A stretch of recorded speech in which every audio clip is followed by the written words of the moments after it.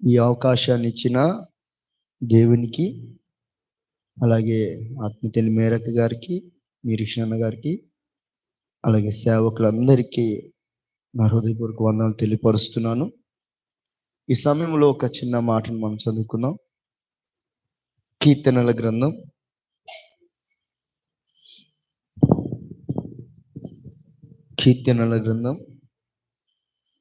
34వ అధ్యాయం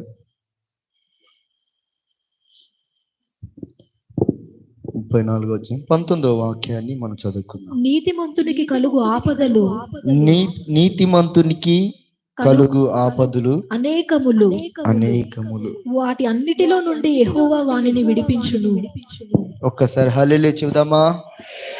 హల్లెలూయా. మన జీవితాల్లో ఒక పోరాటం ఉంది.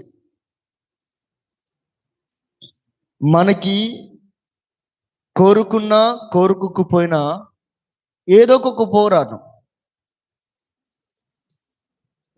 వెంబడి పోరాటం.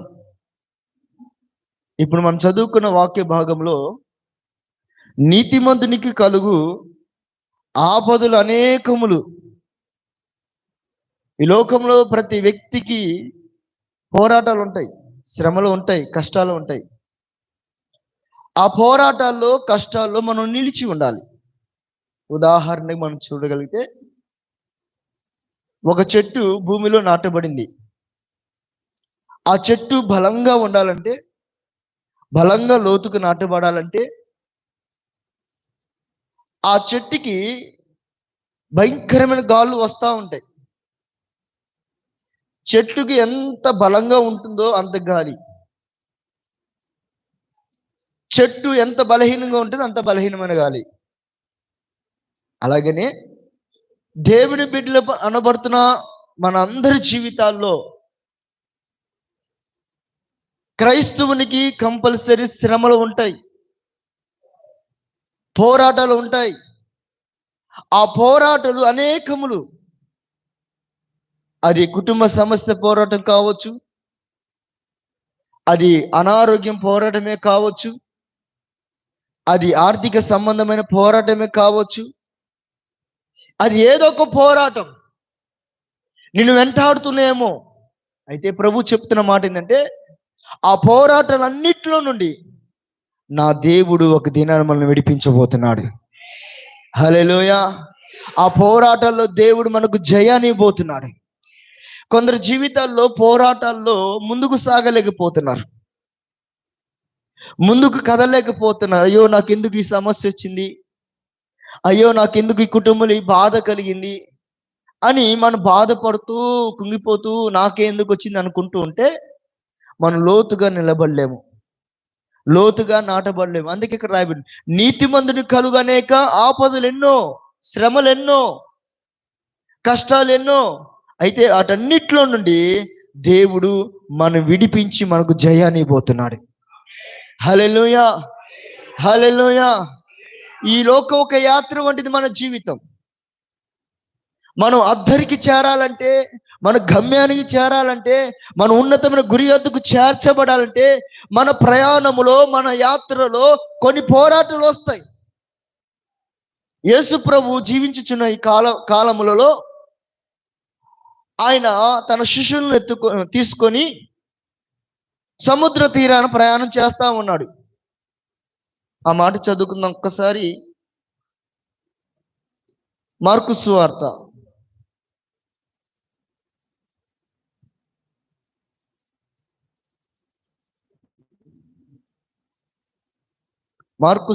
4వ అధ్యాయం 35వ వాక్యము మనం చదువుకున్నాం.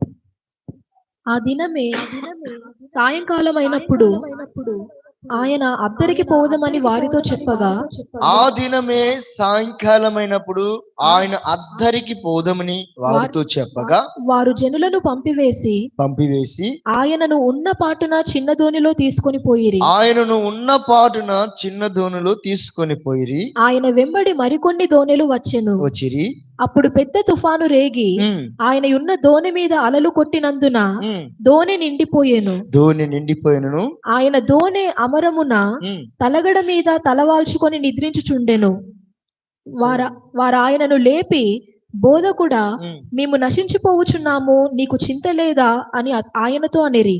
అందుకు ఆయన లేచి గాలిని గద్దించి నిశ్శబ్దమై ఊరకుండుమని సముద్రముతో చెప్పగా గాలి అణిగి మిక్కిలి నిమ్మలమాయెను. ఒక్కసారి హల్లెలూయా చూద్దామా? హల్లెలూయా. ఇక్కడ చదవబడిన వాక్య భాగంలో మనం చూడగలిగితే, ఆ దినమున సాయంకాలమైనప్పుడు ఆయన అద్దరికి పోదుమని వారితో చెప్తున్నారు.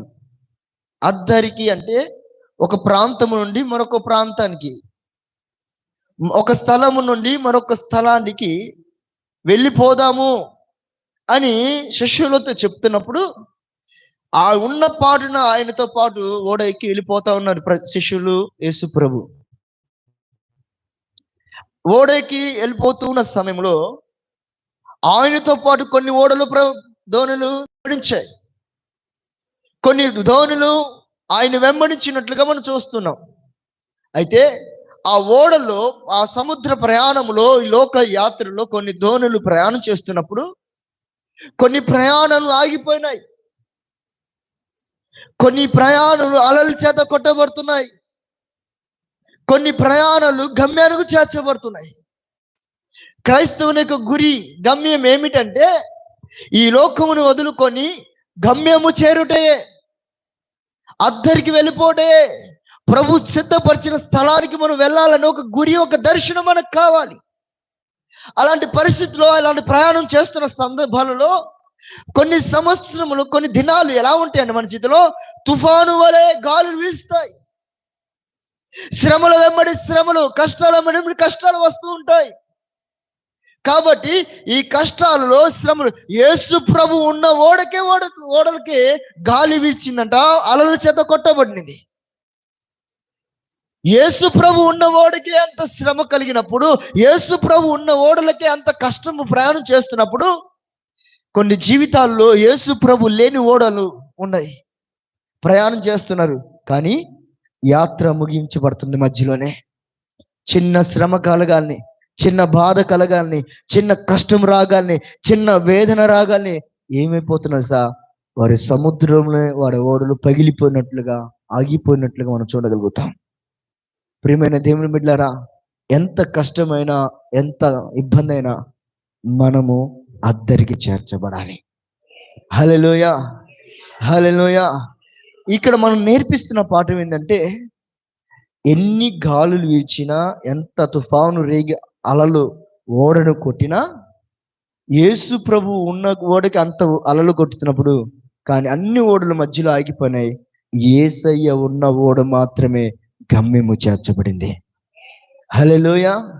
రేపు మన జీవితం కూడా ప్రభుని ఎదుర్కోవాలంటే, ప్రభు రాకలో ఎత్తబడాలంటే, ప్రభు సన్నిధిలో మనం కనబడాలంటే, మన జీవితంలో కొన్ని శ్రమలు వస్తాయి, కష్టాలు వస్తాయి. ఆ శ్రమలు, ఆ కష్టాలు కూడా మనం నిలబడి జీవించగలిగితే, బ్రతకగలిగితే, ప్రయాణం చేయగలిగితే, దేవుడు మన జీవితాన్ని దేవుడు ఉన్నత స్థాయిలో పెట్టబోతున్నాడు. హల్లెలూయా, హల్లెలూయా. ఇంకొక మాట చెప్పనండి, ఇశ్రాయేలు ప్రజలు త్వరగా ఐగుప్తుని విడిచి అరణ్యానికి వెళ్తున్నారు.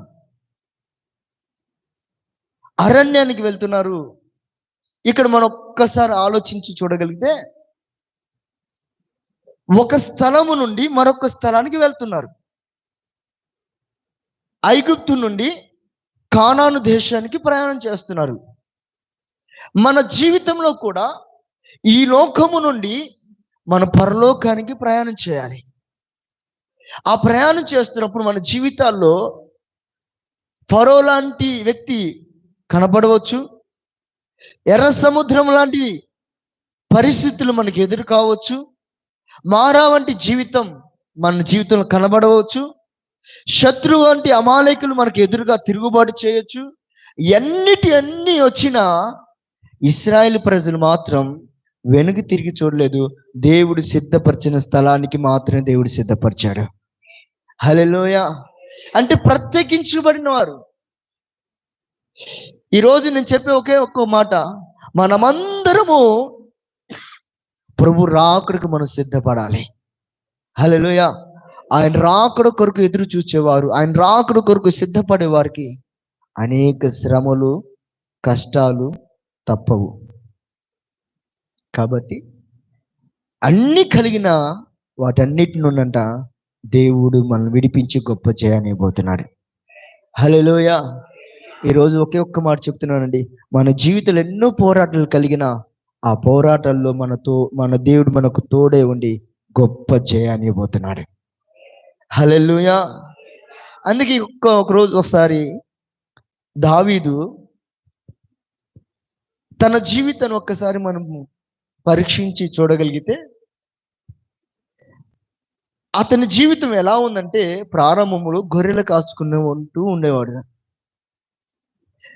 గొర్రెలు కాచుకున్న అప్పటి నుండి తన ప్రాణం పోయేంత వరకు, తుది శ్వాస విడిచేంత వరకు దావీదు జీవితంలో రకరకాల పోరాటాలు వచ్చినాయి, రకరకాల సమస్యలు వచ్చినాయి. దావీదు జీవితంలో గొర్రెలు కాచుకొని తుది శ్వాస విడిచేంత వరకు దావీదు జీవితంలో ఎన్నో యుద్ధాలు వచ్చినాయి, ఎన్నో పరిస్థితులు వచ్చినాయి. అనేక పరిస్థితులు వచ్చినా, ఎన్నో యుద్ధాలు వచ్చినా దేవుడు దావీదుని విడిచిపెట్టగా దావీదుకు తోడై ఉండి దావీదు యుద్ధం అన్నిటి నుండి దేవుడు గొప్ప జయము దావీదుకు అనుగ్రహించాడు. హల్లెలూయా.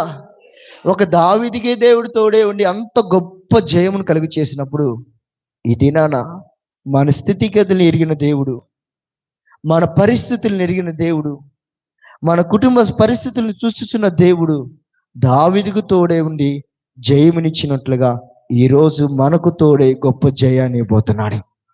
హల్లెలూయా. నీ పరిస్థితుల్లో నుండి, నీ ఇబ్బందుల్లో నుండి, నీ సమస్యల నుండి దేవుడు విడిపించి గొప్ప జయముని ఇవ్వబోతున్నాడు. హల్లెలూయా. హల్లెలూయా. నీ కుటుంబ పరిస్థితుల నుండి, నీ రోగముల నుండి, నీ సమస్యల నుండి చాలా మంది బలహీనతల నుండి విడుదల పొందలేని స్థితిలో చాలా మంది ఉన్నారు. దానిలో నుండి కూడా నా దేవుడు గొప్ప జయమును ప్రతి కుటుంబానికి, ప్రతి వ్యక్తికి దేవుడు దయచేయును గాక. హల్లెలూయా. హల్లెలూయా.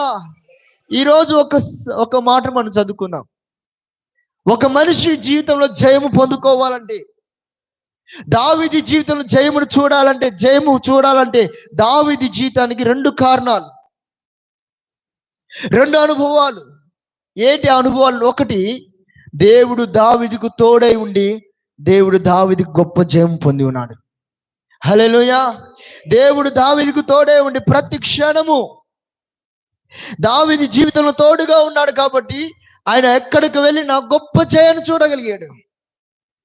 దావీదు జీవితంలో ప్రాముఖ్యమైన అనుభవం ఏంటంటే దేవుడు అతనికి తోడుగా ఉన్నాడు.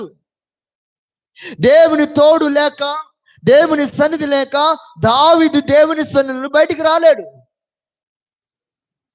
అందుకే దావీదు దేవుని తోడుగున్నాడు కాబట్టి తనకు జయము కలిగింది. ఈ సంగతిని గ్రహించిన వాడు, నీ సన్నిధి మాకు తోడుగా లేకపోతే మా ప్రయాణాల్లో, మా మార్గాల్లో అపజయాలు కలుగుతాయని ఒక భక్తుడు దేవుని సన్నిధిలో ప్రార్థన చేస్తున్నాడు. చూడండి ఆ మాటను, నిర్గమకాండము 33వ అధ్యాయం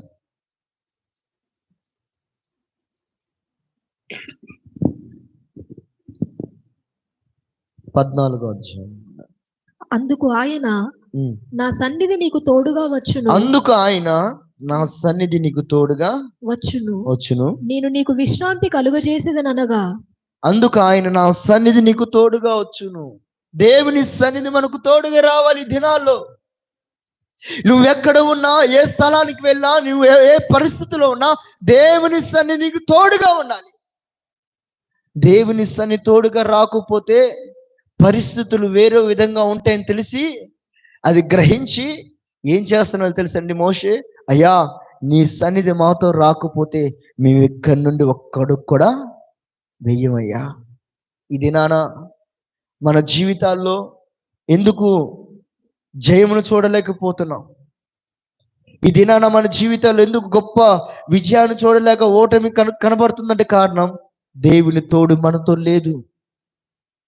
ఎక్కడో దేవునికి మనకి సంబంధం తెగిపోతుంది.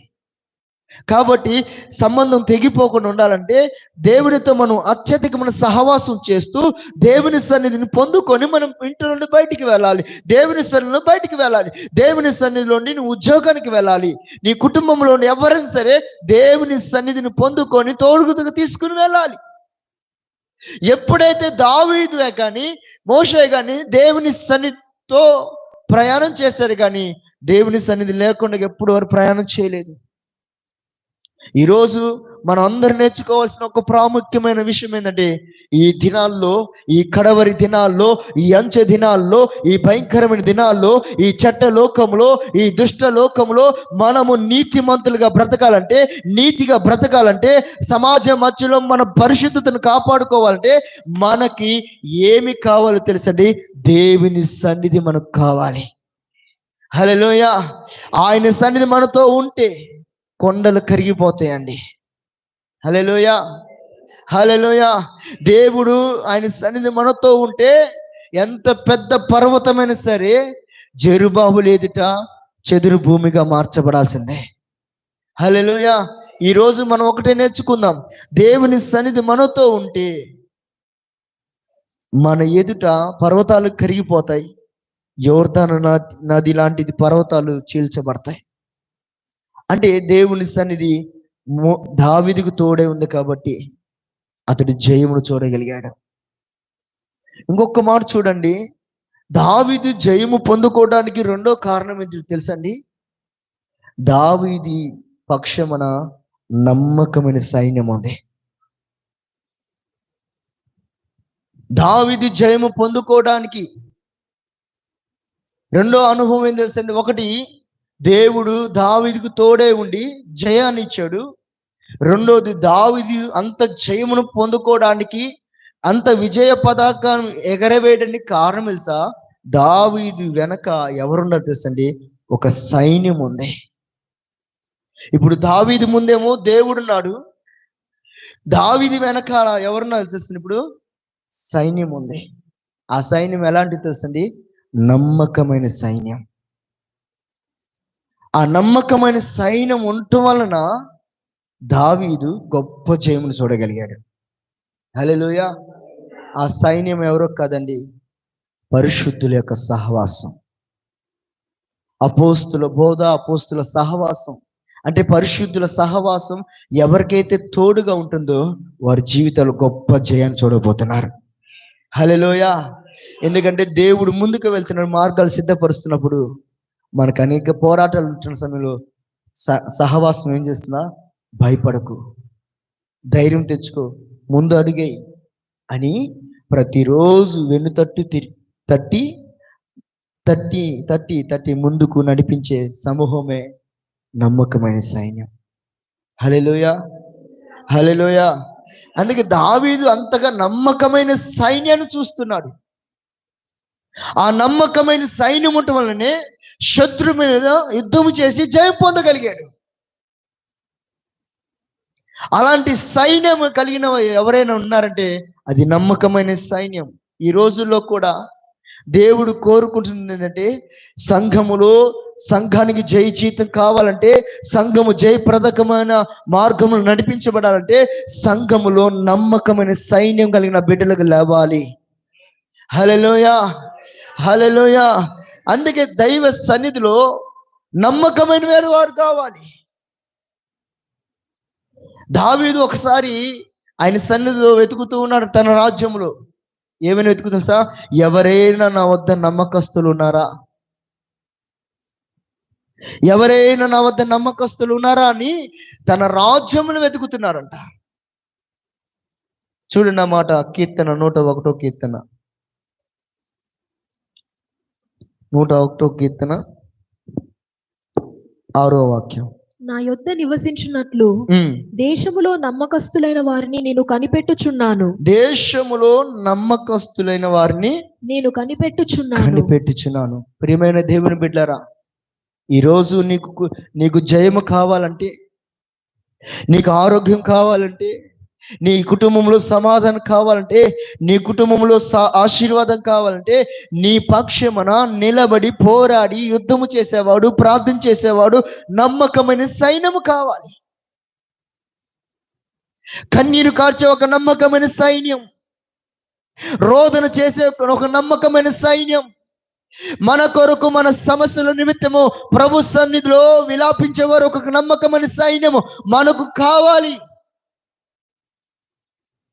అలాంటి వారు ఉన్నప్పుడు మన జీవితంలో గొప్ప జయం చూడగలుగుతాం. మన దేవుడు ఎవరో తెలుసండి, నమ్మకమైన వాడు. ఆయన స్వభావమే నమ్మకమైన స్వభావం. ఆ స్వభావాన్ని అంట సంఘానికి ఒక అలంకరణగా ఇచ్చాడు. మనమందరం ఎవరో తెలుసండి, దేవుని సంఘం. మన దేవుడు నమ్మకస్తుడు కాబట్టి మనము కూడా నమ్మకస్తుడిగా మార్చబడాలి. హల్లెలూయా, హల్లెలూయా. అందుకే అలాంటి నమ్మకస్తులు కావాలని చెప్పేసి దావీదు తన రాజ్యములు వెతుకుతున్నాడు. దావీదే తన రాజ్యములు అంత వెతుకుతుంటే ఈరోజు సంఘములో కూడా అలాంటి వారి కొరకు దేవుడు వెతుకుతున్నాడు. హల్లెలూయా, హల్లెలూయా. అంటే ఈరోజు నమ్మకమైన బిడ్డను కనబడాలని, నీ ద్వారా సంఘానికి జయమినివ్వాలని, నీ ద్వారా ప్రతి కుటుంబానికి జయమినివ్వాలని, నీ ద్వారా దేవుడు గొప్ప జయ జీవితాన్ని అనుగ్రహించాలని సంఘములో ఒక నమ్మకమైన సైన్య సమూహాన్ని ప్రభు చూస్తున్నాడు. మరి ఈరోజు నువ్వు ఎలా ఉన్నావు? యేసు ప్రభు జీవిస్తున్న కాలంలోనే తనతో ఉండడానికే 3.5 సంవత్సరాలు యేసు ప్రభుతో ఉండడానికే నమ్మకస్తులు కావాలని ఆయన కోరుకుంటే, రేపు మనం యుగ యుగాలు యేసయ్యతో ఉండడానికి మనలో ఇంకెంత నమ్మకత్వం ఉండాలి ఏమండి? యేసు ప్రభు జీవిస్తున్న కాలంలో తనతోను ఉండడానికి 3.5 సంవత్సరాలు ఉండడానికి అంత నమ్మకస్తులు కావాలని కోరుకుంటే, రేపు యేసయ్యతో ఉండడానికి మన జీవితంలో మనకి ఎంత నమ్మకం కావాలి? హల్లెలూయా చెప్దామా? హల్లెలూయా. అంటే నమ్మకత్వం అనేది దేవుని యొక్క స్వభావం. ఆ స్వభావాన్ని ధరించుకోవాలని ప్రభు కోరుకుంటున్నాడు. ఆమె చెప్దామా? ఈరోజు నువ్వు అపనమ్మకస్తుడిగా ఉంటున్నావా లేదా నమ్మకస్తుడిగా ఉంటున్నావా? నీకు ఇచ్చిన కుటుంబం విషయంలో కానీ నమ్మకంగా ఉంటున్నావా? అందుకే యేసయ్య అంటాడు, నా స్వభావాన్ని సంఘానికి అలంకరించినట్లుగా ఆయన ఏమంటారు సార్, నా ఆదాముకు సాటి అయిన సహాయాన్ని ఒక స్త్రీని నియమించినప్పుడు దేవుడు సంఘానికంట ఆయన ఎలా చూస్తున్నారు తెలుసండి? ఎలా చూస్తున్నారు తెలుసా? ఆయనకు సాటి అయిన సహాయం కూడా నమ్మకమైన వ్యక్తులుగా మారాలని దేవుడు కోరుతున్నాడు. హల్లెలూయా.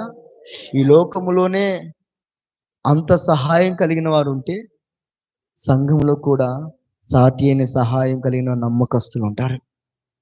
మరి ఈరోజు నీకు ఇవ్వబడిన బాధ్యతలు నమ్మకం ఉంటున్నావా? కుటుంబం విషయంలో కానీ, పిల్లల విషయంలో కానీ, ఎప్పుడైనా నీ పిల్లలతో ఒక అరగంట సేపు గడిపావా? ఎప్పుడైనా ఒక్క ప్రభు సన్నిధిలో ఎక్కువ నువ్వు గడుపుతున్నావా? ఎప్పుడైనా నువ్వు ఇప్పుడు ఈ దినాల్లో పిల్లలు పాడైపోవడం ఎందుకు తెలుసండి? పిల్లలు త్రోవ తప్పిపోవడం కారణం ఎందుకు తెలుసండి? లోకాశలకు ఎందుకు లోనవుతున్నారో తెలుసండి? తల్లిదండ్రులు అనబడుతున్న వారు వారి బాధ్యత మరిచిపోయి ఒక్క అరగంట సేపు వారితో గడపలేకపోతున్నారు. వారితో గడిపి దేవుడి ప్రేమను పంచలేకపోతున్నారు. త్వరగా చిన్నప్పుడైనా వాడు ఎదుగుతూ ఎదుగుతూ త్రోవ తప్పిపోతున్నాడు. కారణం ఏంటి? ఒక్క అరగంట అయినా, ఒక పావుగంట అయినా నీ కొడుకుతో కానీ నీ కూతురుతో కానీ ఎప్పుడైనా అరగంట సేపు ప్రేమగా మాట్లాడావా? ఒక్కసారి ఆలోచించండి.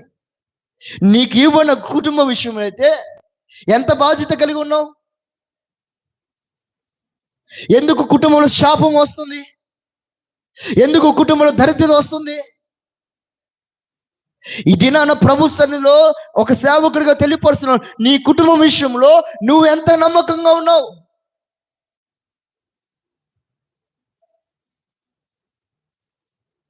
ప్రియమైన దేవుని బిడ్డలారా, ఆయనకు సాటి అయిన సహాయమునకు ఆయన నమ్మకత్వాన్ని కోరుకుంటే యుగ యుగాలు యేసయ్యతో ఉండడానికి మన జీవితంలో ఇంకెంత నమ్మకత్వం కావాలో ఒక్కసారి ఆలోచించండి. ఈ లోకంలో ప్రజలు ఎలాంటి వారిని కోరుకుంటే అది ఏ రంగమైనా, ఏ సంస్థమైనా, అది ఏ పార్టీ అయినా సరే, ఏమండి, నమ్మకస్తులు కావాలని.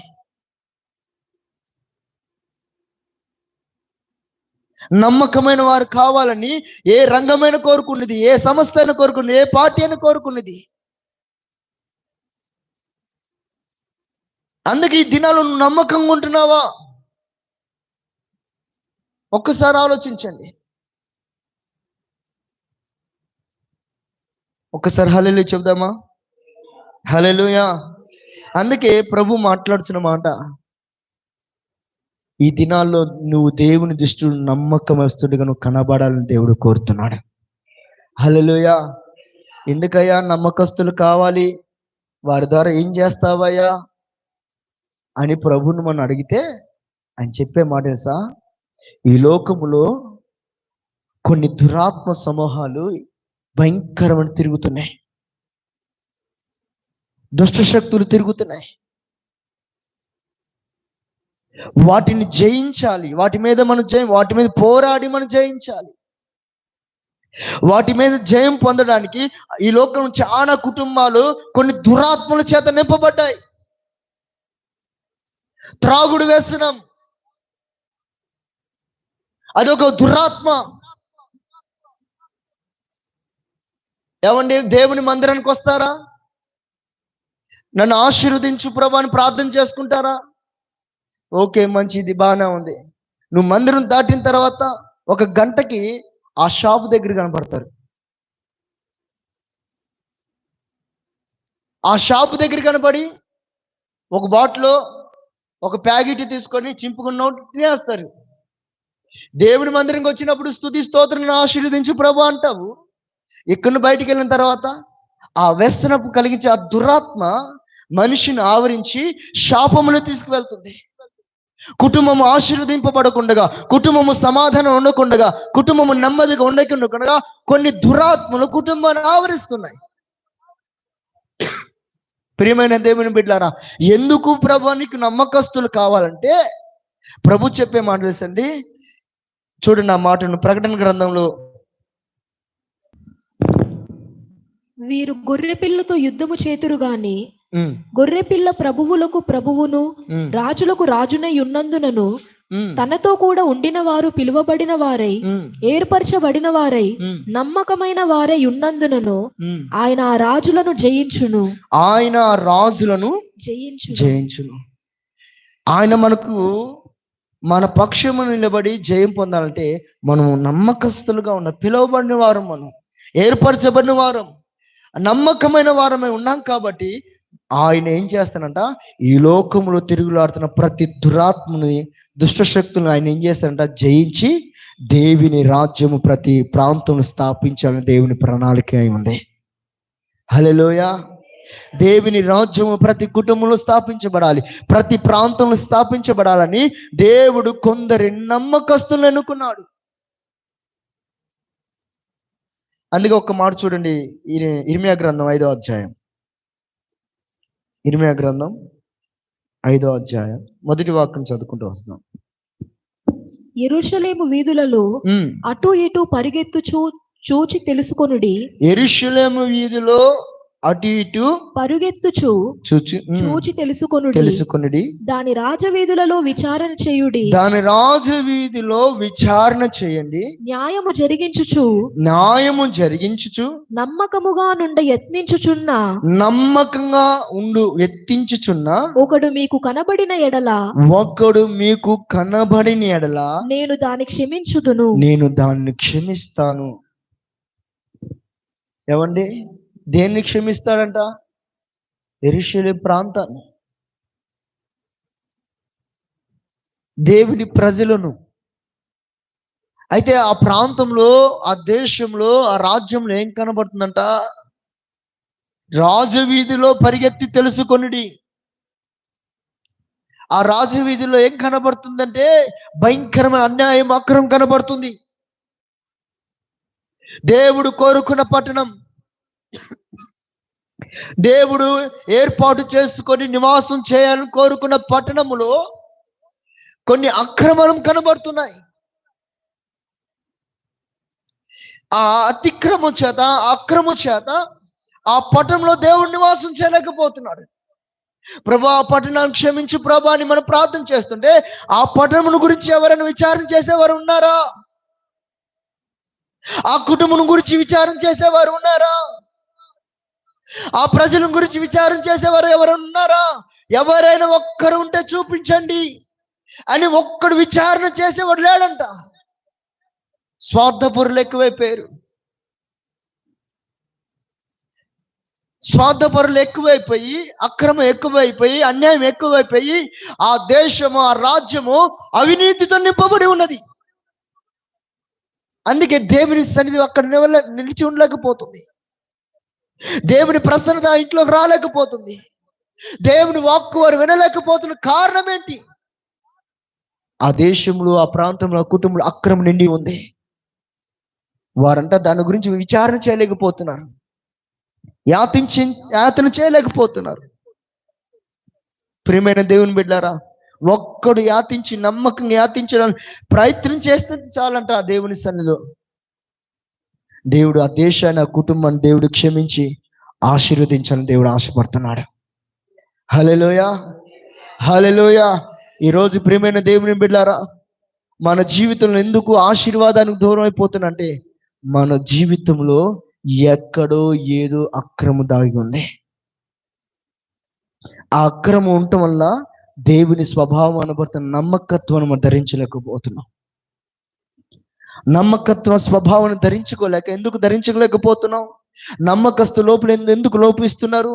ఎందుకు కనబడలేకపోతున్నా అంటే ఆ దేశంలో, ఆ ప్రాంతంలో ఏం కనబడుతుంది? అక్రమం, విశ్వాసఘాతకులు, నిబంధనను విడిచిపెట్టి పారిపోయిన వారు, పరిస్థితులను మార్చిపోయిన వారు. అలా మర్చిపోయి ప్రధానత్వం కోల్పోయినప్పుడు ఆ దేశం అంతా, ఆ ప్రాంతం అంతా బలాత్కారముతో పట్టబడుతుంది. దేవుని సన్నిధి ఎందుకు ఉండలేకపోతుంది? ఆ ప్రాంతం ఎందుకు అంత బలాత్కారం పట్టబడి దేవుడు ఆ పట్టణం గురించి ఆలోచిస్తున్నప్పుడు, దేవుడు ఆ కుటుంబాన్ని ఆలోచిస్తున్నప్పుడు, ఎందుకు చేసుకున్నానా, ఎందుకు ఏర్పాటు చేసుకున్నానా మన విషయంలో దేవుడు బాధపడుతున్నాడేమో. ప్రియమైన దేవుని బిడ్డలారా, ఒక్కడు కనబడిన ఎల్లా నేను ఆ పట్టణాన్ని, ఆ ప్రాంతాన్ని నేను క్షమిస్తాను. హల్లెలూయా చెబుదామా? హల్లెలూయా. విచారణ చేయండి, మనసు పెట్టండి, ప్రార్థనలు పెనుగులను నమ్మకంగా ఉండడానికి ప్రార్థించండి. దేవుడు మీ ప్రార్థన వినడానికి ఆయన దిగరాబోతున్నాడు. హల్లెలూయా, హల్లెలూయా. అందుకే నమ్మకస్తులు కావాలని ఎందుకు కోరుకున్నాడంటే మన ప్రాంతంలో నిండి ఉన్న అక్రమమును, పాపాన్ని తీసివేసి ఆ ప్రాంతాన్ని దేవుడు పరిశుద్ధపరిచి ఆ ప్రాంతంలో దేవుని సన్నిహిత నింపాలని దేవుడు కోరుకుంటున్నాడు. హల్లెలూయా, హల్లెలూయా. ఈరోజు నేను చెప్తున్న ఒక మాట తెలుసా? కొత్త నిబంధన కాలంలో పరిశుద్ధ గ్రంథంలో రాయబడిన సా, ఒక దురాత్మ అంట ఒక ఇంటిని విడిచి వెళ్ళినప్పుడు అది ఖాళీగా ఉందంట. ఏమి లేదు, అంత ఖాళీయే. అది తిరిగి తిరిగి తిరిగి తిరిగి తిరిగి తిరిగి తిరిగి చుట్టూరు వచ్చి వచ్చి వచ్చి ఏం జరిగింది సార్? తను ఖాళీగా ఉన్నది చూసి తనతో పాటు ఏం తీసుకొచ్చింది సార్? 7 దయ్యాలు తీసుకొచ్చింది. అంటే ఎందుకు ఈ మాట చెప్తున్నాను అంటే, ఖాళీ చేయబడినప్పుడు ఆ ఖాళీ చేయబడిన స్థలంలోనికి ఏం రావాలి సార్? దేవుని సన్నిధి రావాలి. హల్లెలూయా. పరిశుద్ధుల సహవాసం ఆ స్థలం కనబడాలి. పరిశుద్ధుల సహవాసం ఆ స్థలంలో కనబడితే, దేవుని సన్నిధి ఆ స్థలంలో కనబడితే దుష్టుడు ఆ కుటుంబాన్ని ముట్టడు. ఇది నా సమస్య మీద సమస్య, ఇబ్బంది మీద ఇబ్బంది, కన్నీరు ఏమంటే కన్నీరు ఎందుకు కనబడుతుందంటే ఆ ఇంటిలో ఖాళీ కనబడుతుంది. దేవుని పిలవలేకపోతున్నారు, దేవుని అబ్బా తండ్రి అని పిలవలేక ఆ స్థలం అంతా ఖాళీగా ఉండి చూసినప్పుడు 7 దెయ్యాల ఇంటిలోకి వచ్చి ఉంటున్నాయి. అందుకే తమ జీవితం పాడైపోతుంది. అందుకే వారు చిన్న సమస్య వచ్చినా, చిన్న బాధ కలిగినా వారు నిలవలేకపోతున్నారు. కారణం దేవుని సన్నిధి వారితో లేదు. నమ్మకమైన సైన్యం వారితో లేదు. నమ్మకమైన సైన్యం వారితో ఉందంటే దేవుని సన్నిధి వారితో ఉంది. రెండు అనుభవాలు వారితో ఉన్నందున దావీదు గొప్ప జయం చూడగలిగాడు. ఆమె చెబుదామా? హల్లెలూయా. ఏమండి, నమ్మకస్తులు లోపిస్తే ఏం కనబడింది అంట? అక్రమం కనబడింది. ఈ దినాల్లో ప్రభు కోరుతున్న అక్రమం విస్తరిస్తుంది. ఏం కనబడుతుంది తెలుసండి? ప్రేమ చల్లారి అక్రమం విస్తరిస్తుంది. మరి నీలో ఉన్న దేవుని ప్రేమ చల్లారిపోయి అక్రమం విస్తరిస్తుందా? అందుకే ఒక సంఘాన్ని హెచ్చరిస్తూ, ఏ స్థితిలో నువ్వు పడిపోయావో దాన్ని ఒక్కసారి గుర్తు చేసుకో. ఏ స్థితిలో నువ్వు జారిపోతున్నావో ఆ స్థితిని గుర్తు చేసుకో. అక్రమం వచ్చిందా పడిపోయే అవకాశం ఉంది. స్వార్థం పెరుగుతుందా ప్రేమ తొలగిపోయే సందర్భం కనబడుతుంది. ఇవన్నీ కనబడుతున్నప్పుడు దేవుడు అంటే నీకు ఇవ్వన్న స్థానం నుండి అంట ఆ దీపస్తంభం తీసేస్తానంట. అంటే ఇక్కడ రాయబడిన మాట తెలుసా? అక్రమం విస్తరిస్తే ఏం పోగొట్టుకున్నా? దేవుడి సన్నిధిలో నిల్చుండే భాగ్యాన్ని మనం పోగొట్టుకుంటున్నాం. ఆ సాక్ష్యాన్ని మనం పోగొట్టుకుంటున్నాం. సౌలు అదే చేసింది. అక్రమం తన జీవితంలో కనబడింది. ఏంటి అక్రమం? దేవుని మాట వినకపోవటం వల్ల అది అక్రమం. దేవుని మాట వినకపోవటం వల్ల అక్రమం ఉండటం వల్ల తన జీవితంలో ఏం పోగొట్టుకున్నాడు? అక్కడే సౌలు జీవితం పతనం అయిపోయింది. సౌలు జీవితం ఎందుకు పతనం అయిపోయింది తెలుసా? అక్రమంగా నడిచాడు, అక్రమంగా జీవించడానికి ప్రయత్నం చేశాడు. కాబట్టి తన జీవితంలో తన స్థానాన్ని పోగొట్టుకున్నాడు. దేవుని కృపకు దూరం అయిపోయాడు. నమ్మకస్తులు దూరం అయితే లోపిస్తే అక్రమం విస్తరిస్తుంది. అక్రమం ఏం చేస్తుంది తెలుసా? నీ స్థానాన్ని తొలగించే స్థాయికి తీసుకొస్తుంది. ఆశీర్వాదం రానియకుండా అడ్డుపడతా ఉండేది. దేవుని దీవెనలు రానియకుండా అడ్డుపడతా ఉండేది. ప్రియమైన దేవుని బిడ్డలారా, మన జీవితాల్లో ఈ అక్రమం కలిగించే స్వభావాన్ని మనం చంపాలి. ఆమె చెబుదామా? ఆ స్వభావం మనలో ఉండకూడదు. ఆ స్వభావం మనలో ఉండకూడదు అంటే మనం ఏం చేసా? దేవుని సన్నిధిలో నమ్మకస్తులుగా కనబడాలి. పరిశుద్ధుల పట్టికలో మనం కనబడాలి. పరిశుద్ధుల సహవాసంలో మనం అనుదినము మనం కనబడుతూ ఉండాలి. చిన్న ప్రార్థన కూడికి కనబడుతుంటే పరుగును రావాలి. ఎందుకు ప్రార్థన కూడికి ఎందుకు నిమిషా? నీ ప్రార్థన ద్వారా కుటుంబానికి ఒక గొప్ప జయాన్ని ఇవ్వాలని ప్రభు కోరుతున్నాడు. నీ ప్రార్థన ద్వారా ఒక కుటుంబానికి ఒక విడుదలని ఇవ్వాలని కోరుతున్నాడు. నీ ప్రార్థన ద్వారా ఒక కుటుంబానికి ఆశీర్వాదాన్ని ఇవ్వాలని కోరుతున్నాడు. కానీ ఆశీర్వాదాన్ని, విడుదలను సన్నిధి రానికుండా చేస్తుంది తెలుసా? నువ్వు నమ్మకస్తుడు ఉండకపోవడమే. ప్రియమైన దేవుని బిడ్డలారా, ఈ రోజులో మనం నేర్చుకోవాల్సిన ఒక అనుభవం ఈ కడవరి దినాల్లో మనం అందరూ దేవుని నమ్మకస్తులుగా మార్చబడాలి.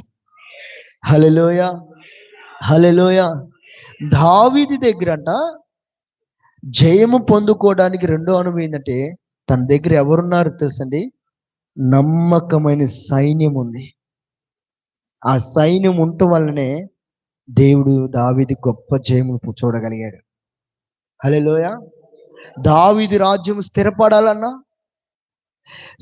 సొలొమోను రాజ్యం స్థిరపడాలన్నా దావీదు దగ్గర కొంతమంది సైన్యం ఉంది. ఆ సైన్యము నమ్మకమైన సైన్యం.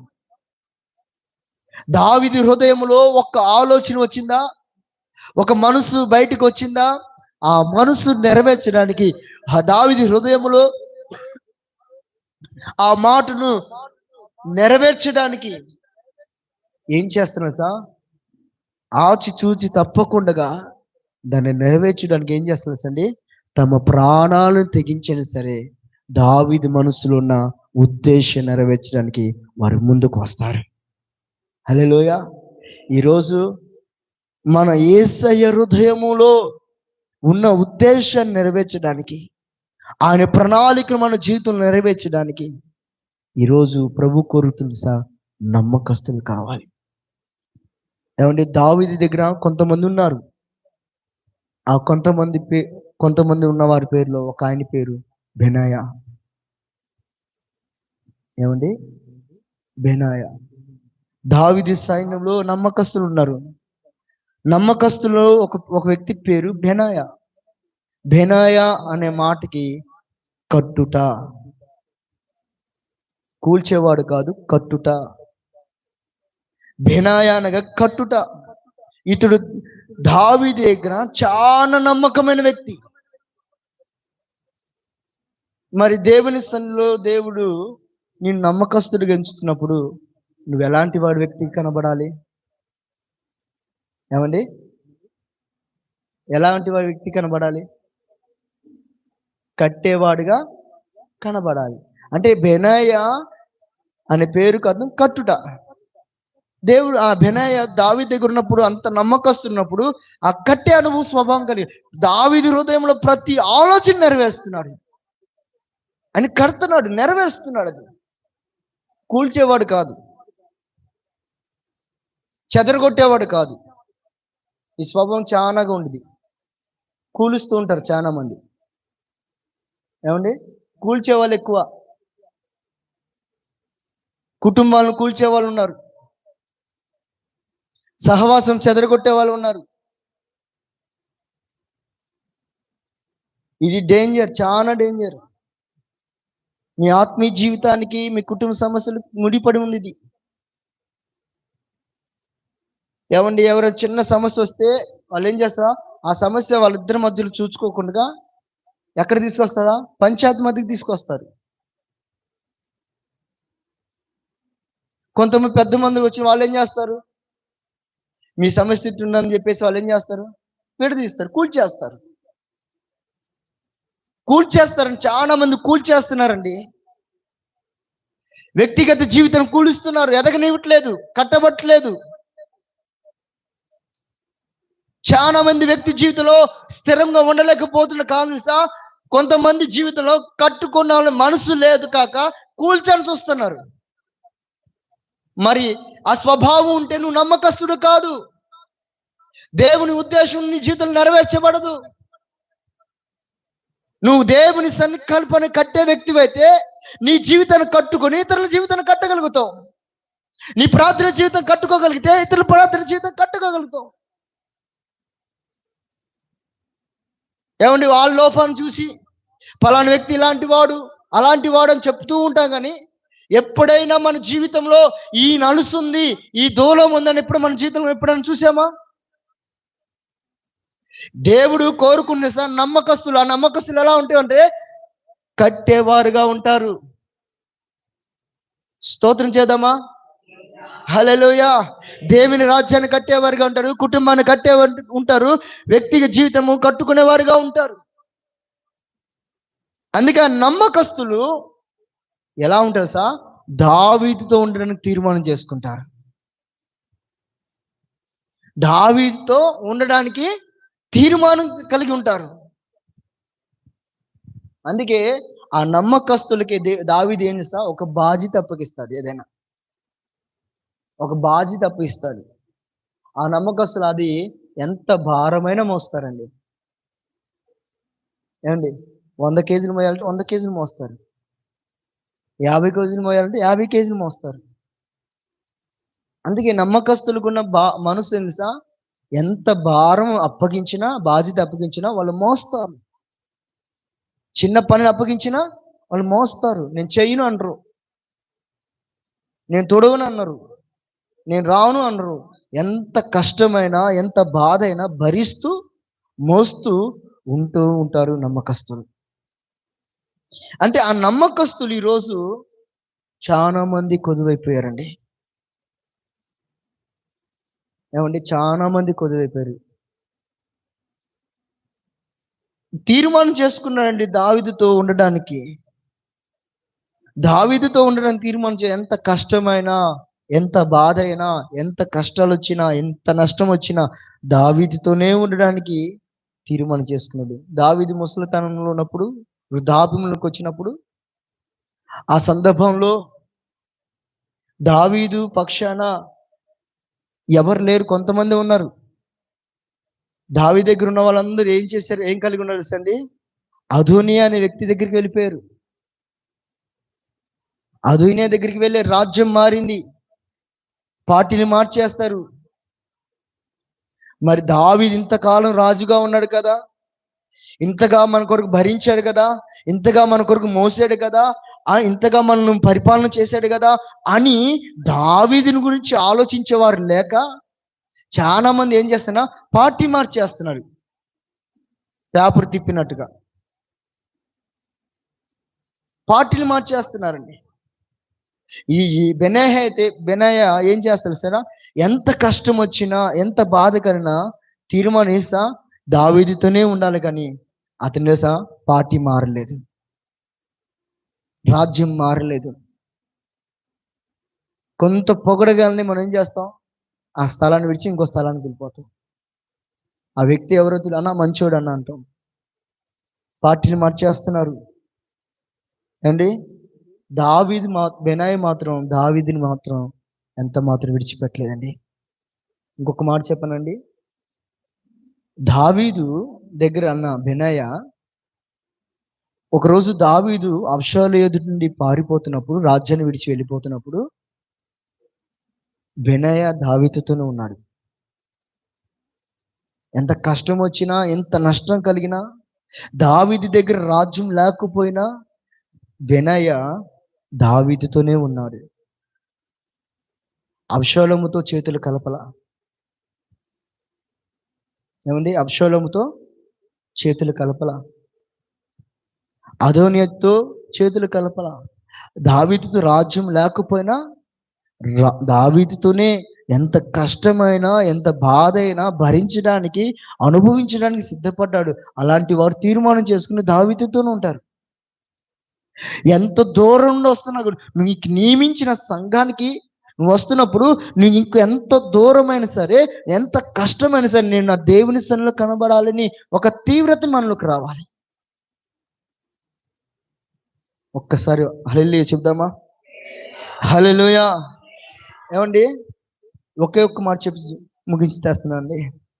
ఈ దినాల్లో మరి దేవుని సన్నిధిలో నమ్మకస్తులు ఎవరు అంటే, ఒకటి ఏమండి, ఎలాంటి వర్సెస్ అండి, దేవుని రాజ్యము కొరకు ప్రయాసపడేవారు, అంటే అక్రమ లేనివారు, స్వార్థపరులు లేనివారు, దేవుని ప్రేమ కలిగి దేవుని కొరకు ఏమైనా చేయడానికి సిద్ధం కలిగి ఉంటారు.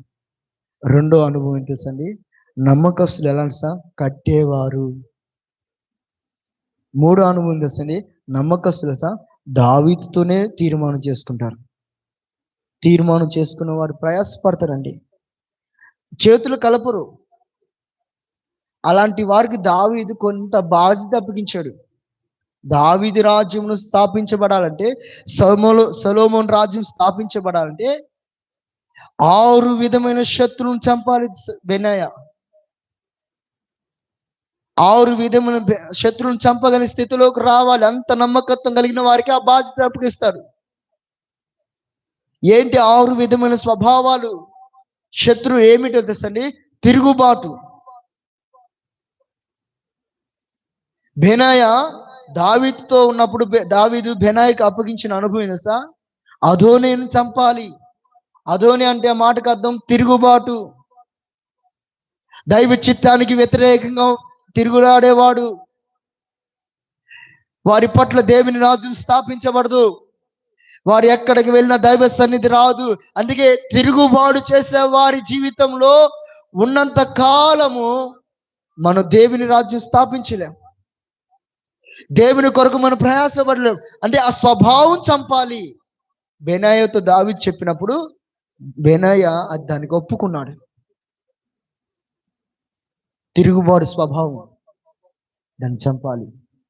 రెండోది యోయాబు. ఆ స్వభావం యోవాబు స్వభావం ఏంటి సార్? పగ సాధించే స్వభావం. రెండు తనలు ఇంకొక అనుమతి సార్, ఒకడు ఎదుగుతుంటే చూడలేని స్వభావం. అంటే ఈ స్వభావాన్ని ఎందుకంటే దేవుని రాజ్యము, దావీదు రాజ్యము స్థిరపడకుండా, స్థాపించబడకుండా కొన్ని స్వభావాలు ఎదురవుతున్నాయి. పగ సాధించే స్వభావం అది ఉన్నంత కాలము మన ఎడల మార్గాలు మోయబడితే తప్ప మార్గం తెరవబడదు. నువ్వెంత పగతో ఉన్నావో అంత నీ మార్గం మోయబడతా ఉండేది. నీకు మిత్రులు కూడా దూరం అయిపోతారు, అన్ని మార్గాలు దూరం అయిపోతాయి, మూయబడతాయి. ఏది నీకు అనుభవించలేవు, ఒంటరిగా ఉంటావు. పగ ఈ దైవ చిత్తాన్ని నెరవేర్చలేదు. అందుకే ఒకరోజు స్టెఫెన్ కూడా రాళ్ళతో కొట్టబడుతున్నప్పుడు స్టెఫెన్ ఏమంటారు సార్? వీరేమి చేయుచున్నారో వీరు ఎరుగురు కనుక వీరిని క్షమి. అంటే దాన్ని, ఆ పగ సాధించే స్వభావం మనం జయించాలంటే మనలో ఏం కనవాలి సార్? క్షమించే మనసు రావాలి. మొదటి అనుమతి సార్, తిరుగుబాటు స్వభావం జయించాలంటే దేవుని మాట మనం లోబడాలి. దేవుని మాట లోబడిన వాడే తిరుగుబాటు స్వభావం జయిస్తారు. పగని స్వభావం జయించిన వాడు ఎవరు సార్? క్షమించే స్వభావం కలిగిన వారు ఆ స్వభావాన్ని జయించగలుగుతారు. ఈ క్షమి ఏం చేస్తాడు? నిందలు మోపేవాడు, నిందలు మోపుతూనే ఉంటాడు. ఈ స్వభావం మనం జయించాలి. ఏమండి, ఇంకొక అనుభవం చెప్పండి. మంచు కాలంలో దాగున సింహాన్ని చంపాడు బెనాయా. ఈ మంచు కాలం ఏం సూచిస్తుంది? సుఖానికి సూచిస్తుంది, బద్ధకాన్ని సూచిస్తుంది, పని కొరకు ప్రయాసపడం, చలి సుఖానికి సూచిస్తుంది. అందుకే మంచు కాలంలో సింహం కాదు, మంచు కాలమే ఒక సింహం. ఆ సింహాన్ని మనం జయించాలి. హల్లెలూయా. ఇంకొక అనుమతి సార్, ఐగుప్తుని మనం జయించాలి. ఐగుప్తు అనగా లోకం ఎలా అందంగా ఉంది. ఈ లోకం అందం మోసకరమైనది, మనం మోసపోకూడదు.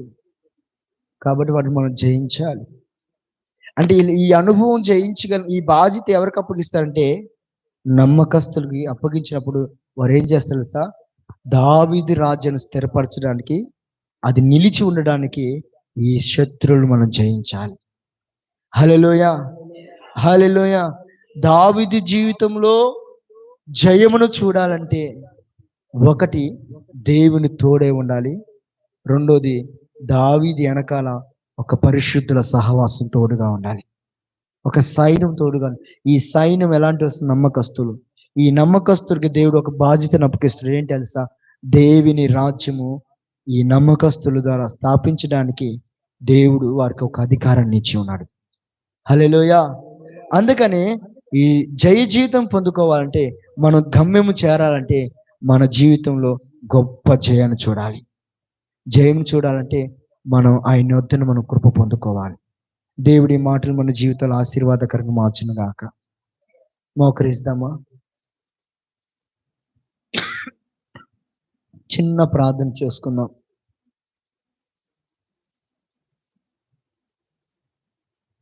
నీ జీవితంలో అనేక పోరాటాలు వస్తున్నాయి. ఆ పోరాటం మధ్యలో నువ్వు గమ్యం చేరలేకపోతున్నావు. నువ్వు గమ్యము చేర్చబడాలంటే అనేక ఆపదలు, పోరాటాలు నీకు కలుగుతున్న వాటిని అన్నిట్లో దేవుడికి